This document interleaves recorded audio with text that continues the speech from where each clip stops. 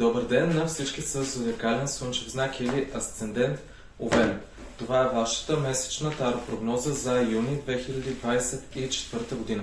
През този месец ни предстои новолуние, което при вас ще засегне сферата на комуникацията, общуването и отношенията с роднини, братя, сестри. Може да предприемете нови действия, да започнете нови курсове или да предприемете нови пътувания или поне да успеете и да започнете да ги планирате такива, особено тези, които са на по-близки разстояния. Също така в края на месеца ще имаме пълнолуние, което при вас ще бъде акцентирано в сферата на кариерата. Пълнолунието е фазата на максимума, пика на нещата и съответно във вашата кариера може да ви стане ясно какво точно сте постигнали, какво може да постигнете да реализирате там и има ли какво още да търсите на конкретното място, на което вие се намирате. Дали трябва нещо да промените, дали има какво да пуснете и какво ще правите от там насетне. А с Таро ще проследим главната тема на вашия месец, правилната ви посока на развитие и някои други неща. Така. Главната тема на вашия месец съответно доста синхронично, особено с новолунието в Близнаци, което при вас засяга комуникацията и общуването, ще бъде свързано именно с тази тема. Какво ми липсва в общуването с другите? Защо не мога да подредя мислите си? Какво трябва да направя от тук насетне? Има ли нещо, което ме изморява, демотивира, което ме кара да се чувствам не на мястото си, което ме обърква? Неща, които ме карат да мисля нелогично, да нямам стимул, да нямам импулс. През този месец е добре да спрете да се съревновавате толкова много и да дадете ход назад, може би дори една идея.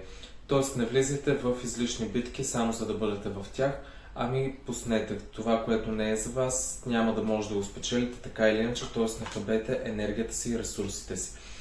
Бъдете малко по-внимателни в работните си аспекти, в работата си, да не пропускате крайни срокове, да не пропускате задълженията си, дали не се намирате в някоя неизгодна позиция, там където сте или в комуникацията, която имате с хората, с които работите, дали тя е ясна, чиста, прозрачна или започва да се извърта срещу вас, вие да казвате едно, то да достига до някой друг по друг начин, т.е. може да има някакъв такъв проблем, с който е добре да следите.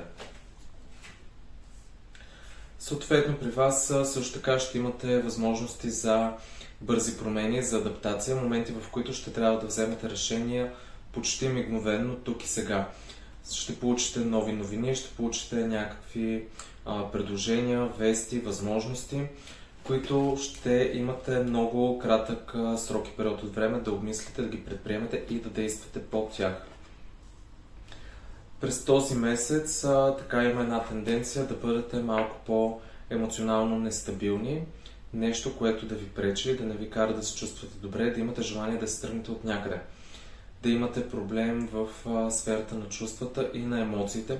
Затова, както казах и преди това, добре е да си пестите енергията и да не влизате в излишни битки, защото това също е фактор от точно тези битки, които бихте имали желание да водите.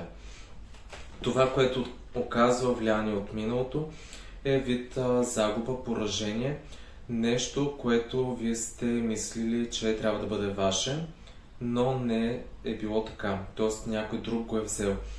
Някой друг е откраднал вашият момент, в който трябва да влезнете, представил нещо ваше като свое и така нататък. Тоест това тук оказва влияние, затова имаме проблем в комуникацията, а също така и напрежение, което се опитва да ескалира в битки, спорове, доминиране на другия.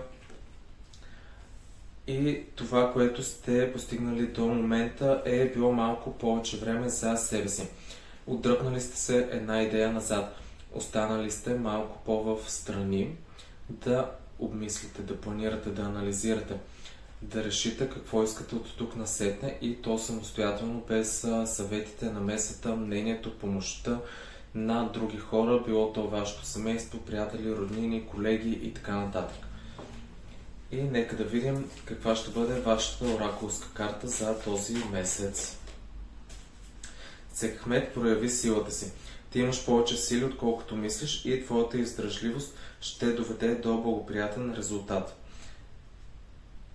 И, както казах преди това, добре е все пак да пестите битките си, но може би ще трябва да проявявате силите си и по друг начин, особено тази издръжливост, за която става въпрос.